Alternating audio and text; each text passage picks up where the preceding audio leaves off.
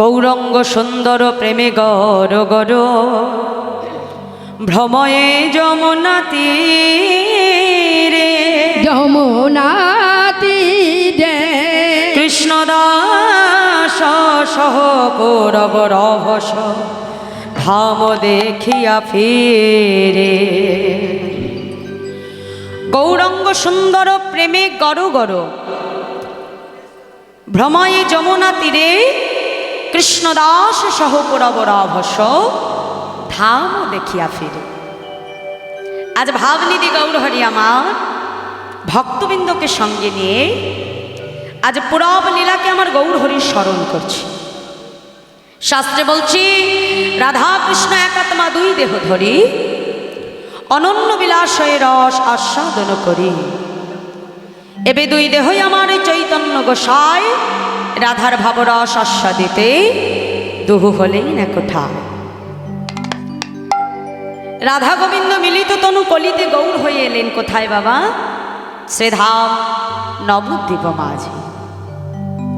এই যে আসছে সোমবার আমাদের যে দোল পূর্ণিমা তিথি বাবা, হ্যাঁ আমরা সবাই এটাকে দোল বলেই জানি, কিন্তু এই দোলের আরেকটি নাম হলো গৌর পূর্ণিমা।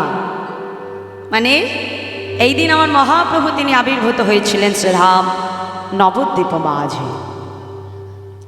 তাই যে নদিয়ার চাঁদ আমার গৌরহরি বাবা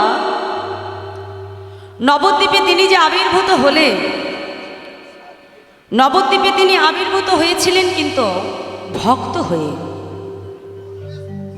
তিন যুগে ভগবান এসেছিলেন শুধুমাত্র লীলা করবার জন্য, কিন্তু কলিতে আমার গৌরহরি যেমন একদিকে লীলা করেছে আর একদিকে হরিনামের দ্বারা জগৎ জীবকে প্রভু উদ্ধার করেছে।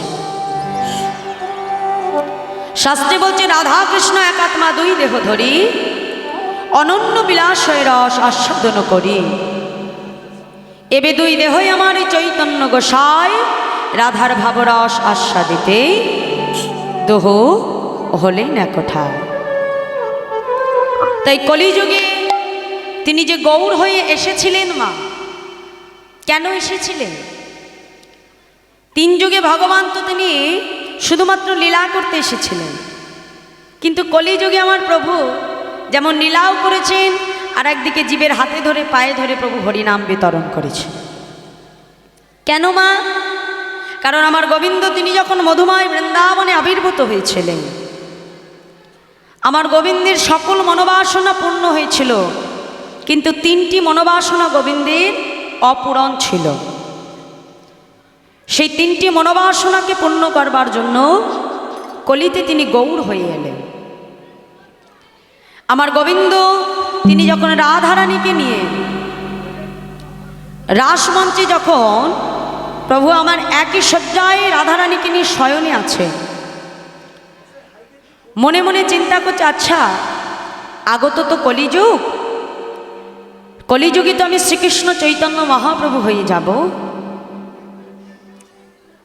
তো আমার যে শ্রীকৃষ্ণ চৈতন্য মহাপ্রভুর রূপ সেটিকে একবার আমি আমার রাধারানীকে দর্শন করাবো না? এই কথা চিন্তা করে আমার গোবিন্দ কি করলে আজকে ঘুমের ভেতরে স্বপ্নের ভেতরে যেই না আমার রাধারানীকে শ্রীকৃষ্ণ চৈতন্য মহাপ্রভুর রূপটি দর্শন করালেন, সঙ্গে সঙ্গে রাধারানী আজকে ঘুমের ভেতরে চিৎকার করে উঠল। হঠাৎ স্বপ্নের ভেতরে আমার গোবিন্দ আজ আমার রাধারানীকে সেই শ্রীকৃষ্ণ চৈতন্য মহাপ্রভুর রূপটি দর্শন করালেন। আর যেই দর্শন করালেন সঙ্গে সঙ্গে আমার রাধারানী স্বপ্নের ভেতরে চিৎকার করে উঠল, প্রাণনাথ প্রাণনাথ। যেই না প্রাণনাথ বলে চিৎকার করে উঠেছে, সঙ্গে সঙ্গে আমার গোবিন্দ ছুটে গিয়ে রায়ধনির কাছে এসে বলছে, রাধে কি হলো, এমনভাবে ডাকছ কেন? রাধারানী গোবিন্দের কাছে এসে বলছে, বধূ এই রাধারানী যে কিনা তোমায় ছাড়া কিছু জানে না, যে কিনা তোমায় ছাড়া কিছু বোঝে না, সেই রাধারানী আজ তোমার কোলে শয়নে থেকে আজ স্বপ্নের ভেতরে এক অন্য পুরুষকে দর্শন করলো, বলো বধূ সেই পুরুষটি আসলে কে? যাকে দেখে আমার বলতে যা কিছু ছিল সর্বস্ব আমি তার চরণে নিবেদন করে দিলাম, আমার বলতে যা কিছু সর্বস্ব আমি তার চরণে নিবেদন করলাম, বলো বধূ সেই পুরুষটি কে? সঙ্গে সঙ্গে আমার গোবিন্দ বলছে, রায়ধনী তুমি যে পুরুষটিকে দর্শন করেছো তাকে দেখতে নিশ্চয়ই আমার থেকেও সুন্দর। বলছে, না বধূ, তোমার থেকে সুন্দর সে নয়, কিন্তু তোমার সঙ্গে পার্থক্যটা কোথায় জানো বধূ? তোমার অঙ্গে রাজবেশ আর তার অঙ্গে ছিন্ন মলিন বস্ত্র, তোমার মাথায় চাচর চিকর কেশ আর তার মস্তকটি যে মুন্ডন করা। বধূ তোমার হাতে মোহন মুরলী, তার হাতে দণ্ড কমণ্ডল। বলো বধূ আমি যে পুরুষটিকে স্বপ্নের ভেতরে দর্শন করেছি সেই পুরুষটি আসলে কে? জানো বধূ, এ জগতে কোনো রমণীর যদি দুই স্বামী পদে মতি থাকে তাকে সবাই কলঙ্কিনী বলে, দ্বিচারিণী বলে। বধূ আজ তোমায় ভালোবেসে যদি আমাকে কলঙ্কিনী হতে হয় তাহলে আমি বৃন্দাবনে সবার কাছে গিয়ে বলবো, ওগো তোমরা কেউ আমার বধূকে ভালোবেসো না। কেন জানো? আমার বধূকে ভালোবাসলে তাকে যে কলঙ্কিনী হতে হয়। গোবিন্দ রাধারানীর কাছে এসে বলছে, রাধে তুমি শান্ত হও, আসলে স্বপ্নের ভেতরে যে পুরুষটিকে তুমি দেখেছো সে আর অন্য কেউ নয়, সে হলাম আমি। বধূ এ তুমি কি বলছো? যে পুরুষটিকে আমি দর্শন করেছি সেই পুরুষটি তুমি? হ্যাঁ রাধে। কেন জানো রাধে? এই বৃন্দাবনে এসে আমার সকল মনোবাসনা পূর্ণ হয়েছে রাধে, কিন্তু তিনটি বাসনা যে আমার এখনো পূর্ণ হয়নি। কি জানো রাধে? শ্রী রাধায় প্রণয় মহিমা কি দিশোবা নৈবা, সদ্য জেনাদ্ভূত মধুরিমা কি দিশোবা মদীয়, সখাঞ্চস্য মদনুভব কি দিশোবে তিলভ তদ ভবান্ডু সমজনী সচিবর বসেন্দ্র হরিন্দ। রাধে এই যে তুমি যে আমাকে ভালোবাসো, আচ্ছা আমাকে ভালোবেসে তুমি কি সুখ পাও? কেন তুমি আমাকে ভালোবেসে হা কৃষ্ণ কৃষ্ণ বলে কাঁদো? রায়ধনী এই জগৎ সংসারের প্রত্যেকটা ভক্ত আমাকে ভালোবেসে তারা নয়নে জলে বক্ষ ভাসিয়া হা কৃষ্ণ কৃষ্ণ বলে কাঁদে। রাধে আমি যে ভগবান হয়ে বুঝতে পারলাম না যে জগতের ভক্ত আমাকে ভালোবেসে তারা কি সুখ পায়, কেন তারা আমাকে ভালোবেসে হা কৃষ্ণ কৃষ্ণ বলে কাঁদে। আমি যে ভগবান হয়ে সেটা বুঝতে পারলাম না রাধে। রায়ধনী তাই আগত কলিযুগে আমি কোনো ভগবান হতে চাই না। আগত কলিযুগে আমি ভগবান না হয়ে আমি ভক্ত হতে চাই।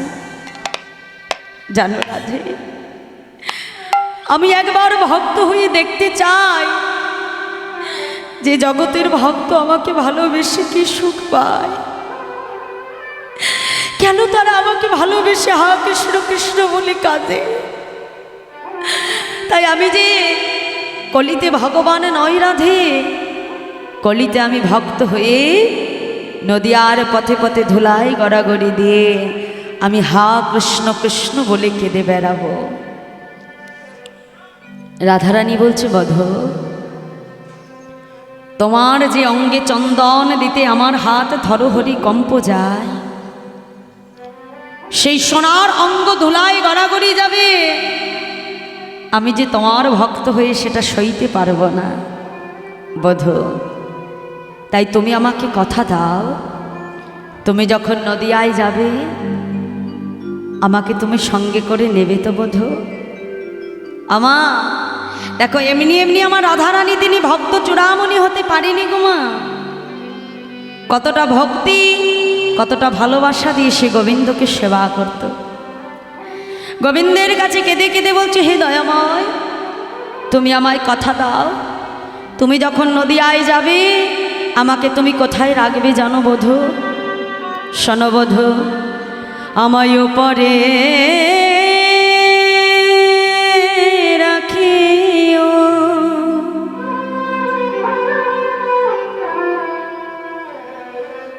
তুমি ভিতরে থাকিও,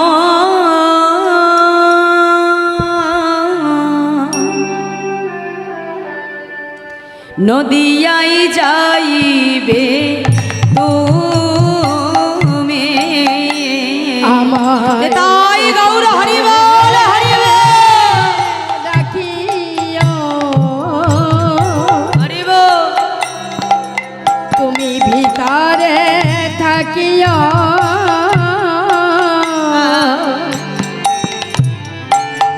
নদিয়ায় যাইবে তুমি। আমার নাম লইয়া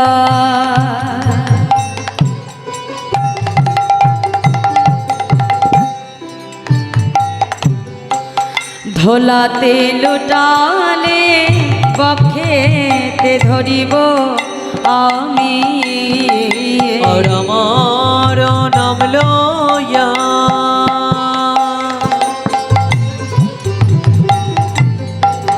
ধোলাতে লুটালে বক্ষেতে ধরিব আমি, আমার নাম লইয়া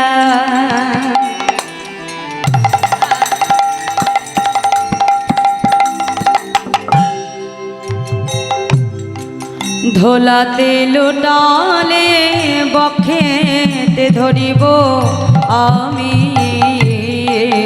আমার নাম লইয়া হরি বল, হরি বল। তোলাতে লুটায়া বক্ষে ধরিব আমি, তোমার অঙ্গে ধুলা লাগবে না গো, তোমার অঙ্গে ধুলা লাগবে না গো, তোমার অঙ্গে ধুলা লাগবে না গো, তোমার অঙ্গে ধুলা লাগবে না গো, আমি বক্ষ মাঝে ধরে রাখিব, অঙ্গে ধুলা লাগবে না গো, আমি বক্ষ মাঝে ধরে রাখিব, তোমার অঙ্গে ধুলা লাগবে না গো। আমি নিতাই গৌর হরি বল। ধরে রাখিব, তোমার অঙ্গে ধুলা লাগবে না গো, আমি বক্ষ মাঝে ধরে রাখিব, তোমার অঙ্গে ধুলা লাগবে না গো, আমি বক্ষ মাঝে ধরে রাখিব, তোমার অঙ্গে ধুলা লাগবে না গো, ওহে আমার পরাণ বধূ, অঙ্গে ধুলা লাগবে না গো, ওহে আমার পরাণ বধূ, অঙ্গে ধুলা লাগবে না গো, বক্ষ মাঝে ধরে রাখিব, তোমার অঙ্গে ধুলা লাগবে না গো। বধূ, তাই তুমি আমাকে কথা দাও, তুমি যখন নদিয়ায় যাবে আমাকে তুমি উপরে রাখবে আর তুমি ভেতরে থাকবে। কেন? যাতে তোমার কোমল অঙ্গে এতটুকু কঠিন আঘাত না লাগে। তাই জন্য মাগো, আমার গৌর হরি অন্তে কৃষ্ণ আর বাহিরে গোড়া, বাহিরে রাধা ভাব আর অন্তে কৃষ্ণ ভাব। তাই সেই রাধা গোবিন্দ মিলিত তনু হলেন আমার ভাবনিধি গৌর হরি। সেই গৌর হরি আজ আমার পুরাভাবে ভাবিত হলেন, ভক্তবৃন্দকে সঙ্গে লই। তাই বৈষ্ণব মহাজন বললেন, গৌরঙ্গ সুন্দর প্রেমে গড় গড় ভ্রময়ী যমুনা তীরে কৃষ্ণদাস সহ পুরবরাভস ধামও দেখিয়া ফিরি। আজ সুরধনী গঙ্গাকে দর্শন করে ভাবনিধি গৌরহরি মনে করছি এই হলো যমুনা। পরাভাবে ভাবিত হয়েছে আমার গৌরহরি। তাই আজ বৈষ্ণব মহাজন তিনি পদাবলিতে কলম রেখে বলছে, দেখো দেখো, আহা দেখিতে দেখিতে চিতে ভ্রময়ে মোহন দেখিতে দেখিতে চিতে ভ্রময়ে মন। আহা দেখিতে দেখিতে চিতে ভ্রময়ে মোহন और देखी देखते चिते भ्रमये मोहन बन। কৃষ্ণ দাস কহে কালী দহ কর দর্শন। और कृष्ण दास कहे काली दह करो दर्शन। কৃষ্ণ দাস কহে কালী দহ কর দর্শন। और कृष्ण दास कहे काली दह करो दर्शन। এই তো সেই বৃন্দাবন। এই হরি বল হরি বল।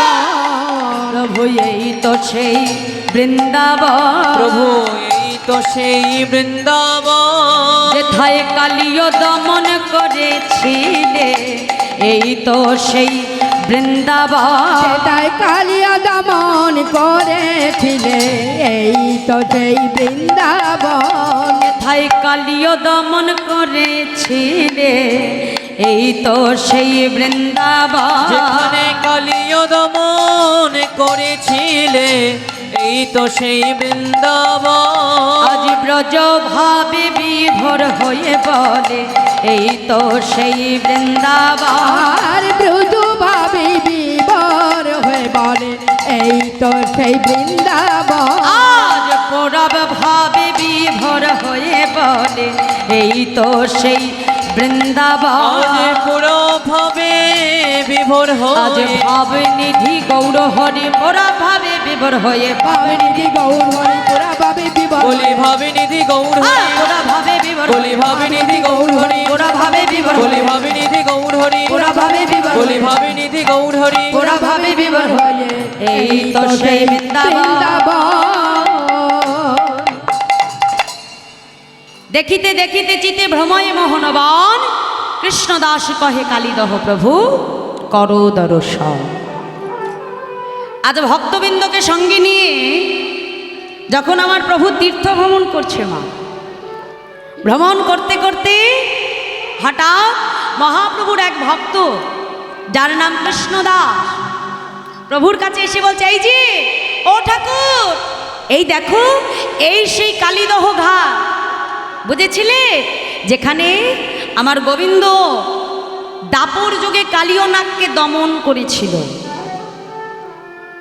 এখন বাবা যেই না বলেছে, এখন অন্তর্যামী ভগবান তিনি তো সবই জানে বাবা, কিন্তু এমনভাবে ভক্তের কাছে প্রশ্ন করছে, আচ্ছা এই বুঝি সেই কালীদহ গাছ, এটাই সেই কালীদহ ঘাট, আর এই সেই কেলি কদম্ব বৃক্ষ? বলে হ্যাঁ প্রভু। বলছে আচ্ছা এই কেলি কদম্ব বৃক্ষ সেই দাপর যুগ থেকে সত্য যুগ পর্যন্ত এখনো বেঁচে আছে? বলছে ও প্রভু, এটা সেই দাপর যুগ থেকে নেই গো, সেই সত্য যুগ থেকে আজও কলিযুগ পর্যন্ত এই কেলি কদম্ব বৃক্ষ আজও সেই কালীয় দমন লীলার সাক্ষী দিচ্ছে। তাহলে মাগো এটা দাপর যুগের কথা নয়, এটা হলো সত্য যুগের কথা। তা ভগবান তিনি তো সবই জানে মা, কিন্তু আজ ভক্তের কাছে এমনভাবে জিজ্ঞাসা করছে, যেমন স্কুলে যদি মাস্টারমশাই পড়া জিজ্ঞাসা করে মা, তার ছাত্র দেখবে যদি মাস্টারমশাইকে বোঝাতে যায় তাহলে মাস্টারমশাই এমন করে তার কাছে শুনবে যেন ছাত্রের বলতে একটু আগ্রহ হয়, তাই না বাবা? হ্যাঁ, এমনভাবে শুনবো যাতে ছাত্রের বলতে আগ্রহ হয়। তা আজকে আমার মহাপ্রভু এমনভাবে ভক্তের কাছে জিজ্ঞাসা করছে যেন তিনি কিছুই জানেন। হ্যাঁ, আর আজকে কৃষ্ণদাস প্রভুর কাছে এসে বলছে, ও প্রভু এই গাছটি সত্য যুগ থেকে এই কলিযুগ পর্যন্ত আজও বেঁচে আছে। বলছে এটা কি করে সম্ভব? বলছে শুনবে প্রভু, শোনো তবে। এটা সেই সত্যযুগের কথা মা। সত্যযুগে কশ্যপ ঋষি 11 জন ভার্যা ছিল, মানে 11 জন স্ত্রী, যার ভেতরে একজনের নাম ছিল বিনতা আর একজনের নাম ছিল কদ্রু। কদ্রু ছিল মায়েরা সাপেদের মা, আর বিনতা ছিল পাখিদের মা।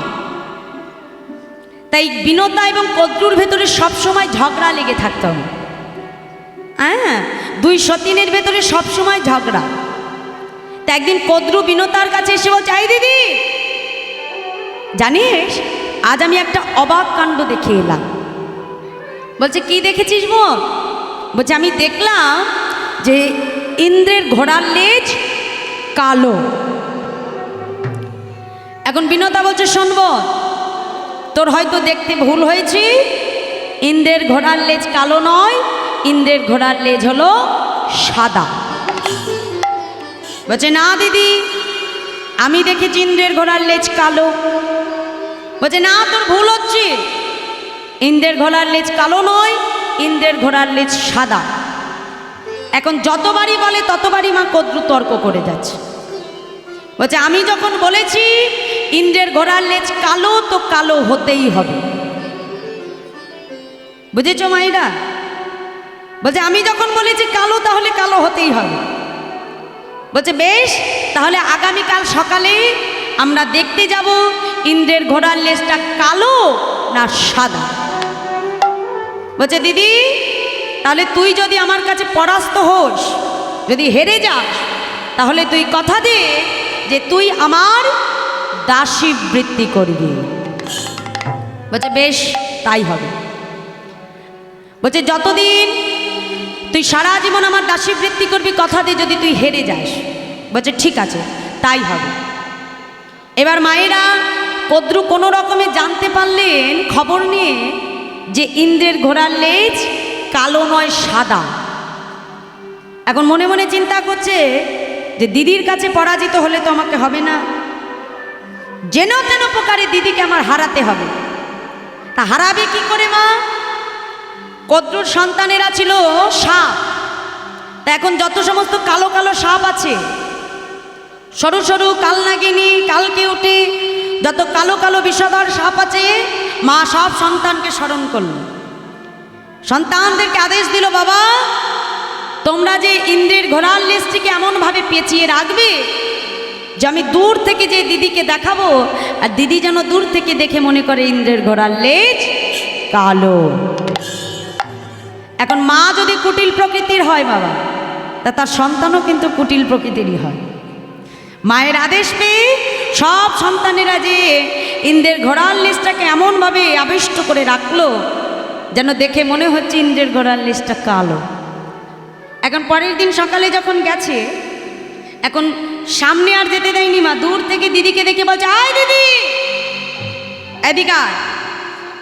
আমি বলেছিলাম না ইন্দ্রের ঘোড়ার লেজ কালো? ওই চেয়ে দেয়, ইন্দ্রের ঘোড়ার লেজ কালো। যেই বলেছে, এখন বিনতা দূর থেকে দেখছে সত্যি ইন্দ্রের ঘোড়ার লেজ কালো। হ্যাঁ মা। এখন বলছে বেশ, তাহলে বোন আজ থেকে তোর কথা মতো আমি তোর দাসী হলাম, কিন্তু তুই আমাকে বল এই দাসী বৃত্তি থেকে আমার মুক্তি কবে হবে? বলছে মুক্তি তোমার সেদিনই হবে যেদিন তোমার গর্ভের সন্তান আমার সন্তানেরদের জন্য স্বর্গ থেকে অমৃত এনে দেবে, সেই দিন তোমার দাসী বৃত্তি থেকে মুক্তি ঘটে। তা বিনতার কিন্তু কোনো সন্তান ছিল না মা। তাহলে একটা জিনিস আমরা এখান থেকে জানতে পারলাম যে আমাদের পৃথিবীতে আগে সাপ এসেছে, তারপরে পাখি। তাহলে বিনতা দিনের বেলায় বনের সেবা করে আর রাত্রিবেলায় নারায়ণের ধ্যান করে। ভগবান বিষ্ণু তার ধ্যানে সন্তুষ্ট হয়ে বলছে, বলো বিনতা তুমি কি চাও? বলছে প্রভু আমি কিছুই চাই না, আপনি শুধু আমার গর্ভে কৃপা করে একজন কৃষ্ণ ভক্ত সন্তান জন্ম দেন। মায়েরা দেখেছ যে ভক্ত হয় তার চাওয়াটা কেমন হয়? প্রভুর কাছে বলছে, ঠাকুর আমি তোমার কাছে একজন কৃষ্ণ ভক্ত সন্তান চাই, যে সন্তান জন্মগ্রহণ করে তোমার সেবা করতে পারবে। কারণ বাবা, এ জগতে যে সন্তান ভক্ত হয় সে যদি গোবিন্দের সেবা করে তাহলে সে অনিবার্য তার পিতামাতাকেও সেবা করে। তাহলে সন্তান চাইতে হলে কেমন চাইতে হবে? ভক্ত চাইতে হবে। হ্যাঁ, আজ বিনোদা ভগবানের কাছে চাইল, প্রভু তুমি এমন সন্তান দাও যে সন্তান তোমার সেবা করতে পারে।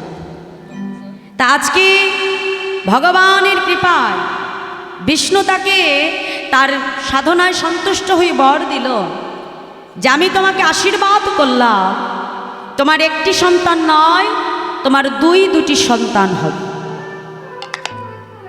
আজ প্রভুর কৃপায় বিনোদার 2টি সন্তান, মানে 2টি অণ্ড প্রসব করল। তা এখন বাবা বছরের পর বছর কেটে যায়, দেখতে দেখতে 500 বছর পার হয়ে গেল, কিন্তু সেই অণ্ড থেকে ফুটে তার সন্তান বাহির হচ্ছে না। বিনোদা একদিন মনে মনে চিন্তা করছে, তবে কি আমার অণ্ডটা নষ্ট হয়ে গেল? মনের দুঃখে একটি অণ্ড হাতে নিয়ে বিনোদা যেই না মাটির ভেতরে আছাড় মারলে, সেই ডিমের ভেতর থেকে একটা বিকলাঙ্গ শিশু বাহির হয়ে এলে, যার অর্ধেকটা মানুষ আর অর্ধেকটা পাখি। মায়ের কাছে এসে বলল, মা তুমি এতগুলো বছর ধরে অপেক্ষা করলে, আর কিছু বছর তুমি আমার জন্য ধৈর্য ধরতে পারলি না গো মা। তুমি অসময়ে আমার প্রসব ঘটিয়েছ, তাই মা গো আমি তোমার দাসীবৃত্তি থেকে মুক্তি দিতে পারবো না। আমার নাম হবে অরুণ, আমি হব সূর্যদেবের রথের সারথি। আর শোনো মা, আমার যে আরেকটি অণ্ড যে তোমার রয়েছে সে হবে আমার ভাই, তার নাম হবে গরু। মাগো আমি তোমার চরণ ধরে নিবেদন করছি, আমার ভাইয়ের জন্য তুমি একটু অপেক্ষা করো। আমার ভাই যেদিন ভূমিষ্ঠ হবে সেই দিন আমার ভাই তোমার দাসীবৃত্তির মুক্তি ঘটাবে। তা মাগো অরুণদেব আজকে উঠে গেলে সূর্যদেবের রথের সারথি হতে। আর ওদিকে যে আরেকটি অণ্ড ছিল, সেই অণ্ডটি দেখতে দেখতে আরও 500 বছর পর সেই অণ্ডটি ফুটে আরেকটি পক্ষী অর্থাৎ গরুরের জন্ম হলো। যেই না গরুর বাহির হয়ে এলেন, এক ডানা ঝাপটা দিয়ে আজকে গরুর উড়ে গেলেন কোথায়? সূর্য দেবতার কাছে। যে বলছে, হে সূর্য দেবতা, আপনি তাড়াতাড়ি আমাকে অমৃতের সন্ধান বলে দিয়ে আমি আমার মায়ের দাসীবৃত্তির মুক্তি ঘটাবো। সূর্য দেবতা বলছে, শোনো বাবা, অমৃত পেতে হলে তোমাকে ইন্দ্র দেবতার কাছে যেতে হবে, সেই তোমাকে অমৃতের সন্ধান দিতে পারে। সঙ্গে সঙ্গে গরুর এলেন কোথায়? ইন্দ্র দেবতার কাছে। এসে বলছে, দাদা তুমি কৃপা করে আমাকে অমৃত দাও, আমি আমার মায়ের দাসীবৃত্তির মুক্তি ঘটাবো। সঙ্গে সঙ্গে ইন্দ্র দেবতা হেসে বলছে, বাপ রে বা, কোথা থেকে একটা পাখি এসে বলছে অমৃত দাও, আর আমি অমৃত দিয়ে দেব? আরে অমৃত হলো দেবতার খাবার, কোনো পাখির খাবার নয়। যেই বলেছে গরুর ক্রোধান্বিত হয়ে গেছে যে, দাদা তুমি সম্পর্কে আমার দাদা হও বলে এখনো আমি তোমাকে সম্মান জানাচ্ছি। কারণ এই ইন্দ্র দেবতার মায়ের নাম ছিল অদিতি, আর এই অদিতিও ছিল কিন্তু বাবা কশ্যপ ঋষির আর একজন স্ত্রী। তাহলে সে হলো গরুরের সৎ মা, তাই তারা হলো সৎ ভাই বোন। তাই বলছে, দাদা আমি এখনো তোমার ভাই বলে তোমাকে সম্মান জানাচ্ছি, কিন্তু এখনো যদি অমৃত না দাও আমি তোমার সঙ্গে যুদ্ধ করব। বলছে বেশ, তাহলে যুদ্ধ করে আমার কাছ থেকে তুমি অমৃত নিয়ে নাও। শুরু হয়ে গেল বাবা প্রচণ্ড যুদ্ধ। ইন্দ্রের সঙ্গে গরুরের যুদ্ধ হচ্ছে, আর ওদিকে ইন্দ্রদেব কি করলো, গরুরের উদ্দেশ্যে ইন্দ্রদেব একটি বজ্র নিক্ষেপ করল। আর যেই বজ্র নিক্ষেপ করলো, সঙ্গে সঙ্গে গরুর বজ্রের উদ্দেশ্যে একটি পালক ছিঁড়িয়ে বজ্রের উদ্দেশ্যে আজকে অর্পণ করলো। আর যেই অর্পণ করলো, বজ্র এসে পালকে আঘাত করলো, কিন্তু গরুরের কোনো ক্ষতি হলো না। বজ্র ফিরে গেল ইন্দ্রের কাছে। ইন্দ্র পরাজিত হয়ে গরুরকে ডেকে বলছি, গরুর, পরাজিত যখন হয়েছি তাহলে অমৃত তো তোমাকে দিতেই হবে, কিন্তু শোনো গরু, অমৃত আমি প্রথমেই দিতে পারতাম, কিন্তু অমৃত তুমি যাদের জন্য চাইছো তারা হলো সর্প। আর এই অমৃত খেয়ে সর্পকুল তারা যদি মোক্ষ লাভ করে, তাহলে তারা সমস্ত পৃথিবীকে ধ্বংস করে দেবে। তারা যদি অমরত্ব লাভ করে, এই পৃথিবীতে তারা আর কাউকে বাঁচতে দেবে না। তাই অমৃত আমি তোমাকে দিতে চাইছি না, কিন্তু বেশ, অমৃত আমি তোমাকে দেব। তুমি যে অমৃতের ভাণ্ডটা তাদেরকে দেখাবে, আর যেই দেখাবে, আর তারা অমৃত দেখে যখন তোমার মাকে দাসীবৃত্তি থেকে মুক্তি দেবে, সঙ্গে সঙ্গে আমার ছেলে জয়ন্ত অদৃশ্য হয়ে অমৃতের ভাণ্ড নিয়ে চলে আসবে। নিতাই গৌর হরি বল, হরি বল। তা মায়েরা, আজকে গরুর কথা মতো অমৃত এনে যেই না সাপেদের কাছে রাখলো, এখন কদ্রু বলছে, হ্যাঁ রে, এটা যে অমৃত আমি বুঝবো কেমন করে? গরুর কি করলো, 2-4 ফোঁটা অমৃত নিয়ে কুশের উপরে, ঘাসের উপরে ছিটিয়ে দিয়েছিল। আর যেই ছিটিয়ে দিয়েছে, মরা ঘাসও জ্যান্ত হয়ে গেছে। এখন সাপেরা মনে করছে তাহলে এটা অমৃত। হ্যাঁ, বলছে এবার আমার মায়ের দাসীবৃত্তির মুক্তি দাও। সঙ্গে সঙ্গে কদ্রু বলছে, বেশ, আজ থেকে তোর মা দাসীবৃত্ত থেকে মুক্ত মুক্ত মুক্ত। আর যেই না মুক্ত বলেছে বাবা, সঙ্গে সঙ্গে জয়ন্ত এসে অমৃতের হাড়ি নিয়ে অদৃশ্য হয়ে গেছে। এখন সাপেরা বলছে, কি একটু আগে অমৃতের হাড়ি ছিল, এখন অমৃত কোথায় গেল? গরুর বলছে, আমি কি করে জানবো অমৃত কোথায় গেল? তোমরা চেয়েছিলে, আমি এনে দিয়েছি। হ্যাঁ, অমৃত বেশিক্ষণ এক জায়গায় থাকে না। তাই দেখো, হয়তো কুশের উপরে 2-4 ফোঁটা থাকলেও থাকতে পারে, তোমরা ওখান থেকে অমৃত সেবা করো। যেই না বলেছে সাপেরা এসে, যেই না কুশের উপরে জিহ্বা দ্বারা লেহন করেছে, সঙ্গে সঙ্গে সাপেদের জীব দ্বিধা বিভক্ত হয়ে গেল। সাপের জীবটা কেমন থাকে মা? চেরা, তাই তো? ওই যে কুশের উপরে যেই চাটতে গেছে, সঙ্গে সঙ্গে জীব চিরে দুভাগ হয়ে গেছে। আর ওদিকে অমৃতর হাড়ি নিয়ে জয়ন্ত অদৃশ্য হয়ে গেছে। নেতাই গৌর হরি বল। তা ওই যে যখন অমৃত গরু নিয়ে আসছিল, আনতে গিয়ে সেই অমৃতর হাড়িটাকে রেখেছিল কোথায়? কেলি কদম্ব বৃক্ষের উপরে। সেই বৃন্দাবনের উত্তরপ্রদেশে কেলি কদম্ব বৃক্ষের উপরে যখন অমৃতের হাড়িটা রেখেছিল মা, হ্যাঁ, সেই কালীদহ ঘাটের উপরে ছিল কেলি কদম্ব বৃক্ষ। আর ওই হাড়িটা রাখতে গিয়ে 2 ফোঁটা অমৃত টলে গিয়ে সেই বৃক্ষের উপরে পড়েছিল। আর সেই বৃক্ষের উপরে পড়েছিল বলে আজও সেই সত্যযুগ থেকে এই কলিযুগ পর্যন্ত আজও কিন্তু বৃন্দাবনে সেই কেলি কদম্ব বৃক্ষ আজও সেই ভগবানের লীলার সাক্ষী হয়ে দাঁড়িয়ে আছেন। তাই গৌর হরি বল, হরি বল, হরি বল।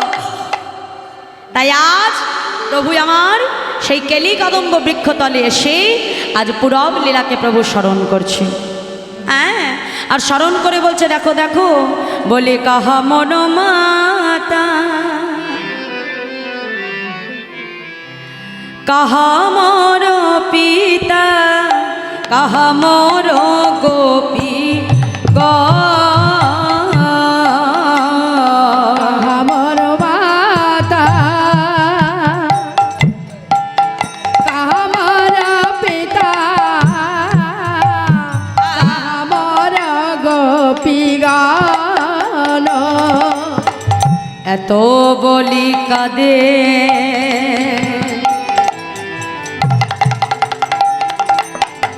থির নাহি বাঁধে মাধব আকুল ওরে তো বলি কাঁদে ফির নাহি বাঁধে মাধব আকুল এত বলি কাঁদে থির নাহি বাঁধে মাধব আকুল ওরে তো বলি কাঁদে ফির নাহি বাঁধে মাধব আকুল আজকে গৌরহরি আমার কি করছে বাবা? গোবিন্দ যখন কালীয় নাগকে দমন করেছিল, তা কালীয় নাগের ঘাটে যখন আপনারা গেছেন মা, কারা কারা গেছেন কালীদহের ঘাটে? তা দেখবেন চারদিকে মাঝখানে বৃক্ষ আর চারপাশে ঘাট, তাই না মা? হ্যাঁ, তা আজকে গোবিন্দ যখন কালীয় নাগকে দমন করেছিল, কোনো দিকে মা কাঁদছে, কোনো দিকে সখাগণ কাঁদছে, কোনো দিকে আমার রাধারানী কাঁদছে সখীগণ বেষ্টিত হয়ে। আজকে গৌরহরি সেই পুরবলীলার কথা মনে পড়েছে, তাই গৌরহরি আজকে পুরবলীলাকে স্মরণ করে বলছে, কাহা মোরো মাতা কাহা মোরো পিতা কাহা মোরো গোপীগণ, এত বলি কাঁদে থির নাহি বাঁধে মাধব আকুল মন। হ্যাঁ, পদকর্তা মাধব দাস লীলার এক পাশে দাঁড়িয়ে আজ এত সুন্দর বৈষ্ণব মহাজন পদাবলী তিনি রচনা করলেন।